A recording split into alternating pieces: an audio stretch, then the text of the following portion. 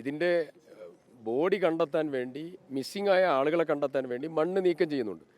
മണ്ണ് നീക്കം ചെയ്യുന്ന മണ്ണ് പിന്നെ ഇപ്പോൾ 2-3 കാര്യങ്ങൾ. ഒന്ന് ഈ നമ്മുടെ മീനാക്ഷി പുഴയായിട്ട് ബന്ധപ്പെട്ടതായിരിക്കുന്ന അതിൻ്റെ അവിടേക്ക് വന്നിരിക്കുന്ന മണ്ണും കല്ലും ഉണ്ട്, അത് നീക്കം ചെയ്യാനുണ്ട്. റോഡ് സൈഡിൽ ഇട്ടതുമായി ബന്ധപ്പെട്ടതായിരിക്കുന്ന കാര്യങ്ങൾ ക്രമീകരിക്കാനുണ്ട്. അതിനുള്ള മെക്കാനിസം എടുക്കും. ഇപ്പോൾ ഫസ്റ്റ് പ്രയോറിറ്റി ബോഡി കിട്ടുക എന്നുള്ളതാണ്. അപ്പോൾ അത് കിട്ടിക്കഴിയുന്നതോടുകൂടി ആ വർക്ക് നിന്ന് ബാക്കിയുള്ള വർക്കിലേക്ക് കോൺസെൻട്രേറ്റ് ചെയ്യും. അതിൽ അത് ഇന്നലെ തന്നെ തീരുമാനമെടുത്ത് SP-ക്ക് നിർദ്ദേശം കൊടുത്തതാണ്.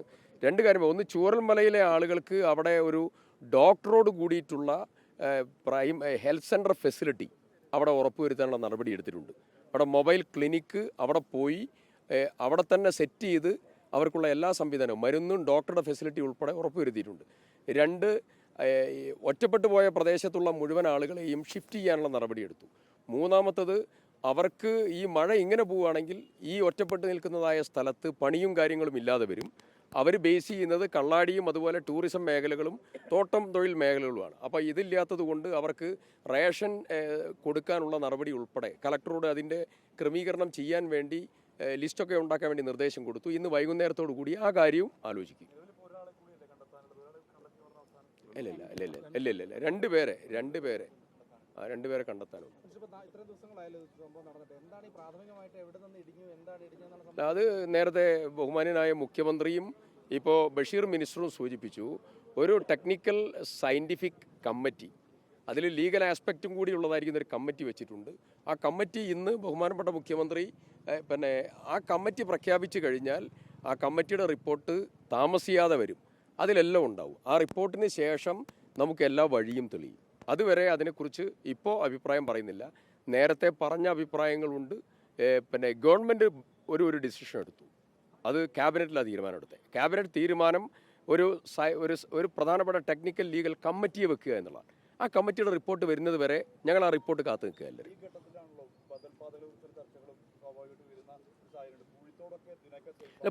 പൂഴിത്തോട് ഇതുമായി കണക്ട് ചെയ്ത് വന്നതല്ല.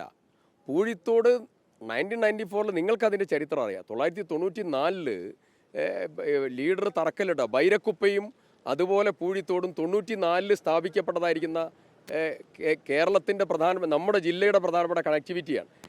അത് മുന്നോട്ട് പോകാനുള്ള നടപടി PWD മിനിസ്റ്റർ കർണാടകയിൽ പോയപ്പോൾ ബൈരക്കുപ്പ പാലത്തിൻ്റെ പ്രത്യേകം കത്ത് കൊടുത്തു, പരാമർശിച്ചു.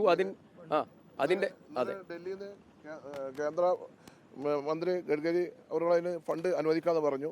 കർണാടകത്തിൻ്റെ നോ ഒബ്ജക്ഷൻ സർട്ടിഫിക്കറ്റ് ഈ മാസം കിട്ടിയാൽ മറ്റതിൻ്റെ ഇൻവെസ്റ്റിഗേഷനും ഡിസൈനും കഴിഞ്ഞിട്ട് ഒരു ഒക്ടോബർ മാസം നവംബർ ആകുന്നതിന് അതിന് തർക്കലിടും.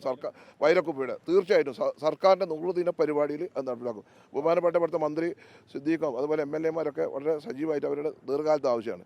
അതുപോലെ തന്നെ അദ്ദേഹം സൂചിപ്പിച്ചതുപോലെ പൂഴിത്തോട് ആ പേരാമ്പ്രന്നില്ല, ഇവിടെ ബഹുമാന ഷാഫി MP-യും പേരാമ്പ്ര MLA ഫാത്തിമ തേലിയും പ്രിയപ്പെട്ട സിദ്ദീഖ് മിനിസ്റ്റർ താല്പര്യം എടുത്തിട്ടാണ് ആ മീറ്റിംഗ് വിളിച്ചത്. ആ മീറ്റിംഗ് വിളിച്ചപ്പം അതിൻ്റെ കാര്യങ്ങളൊക്കെ ഞങ്ങൾ പരിശോധിച്ചു.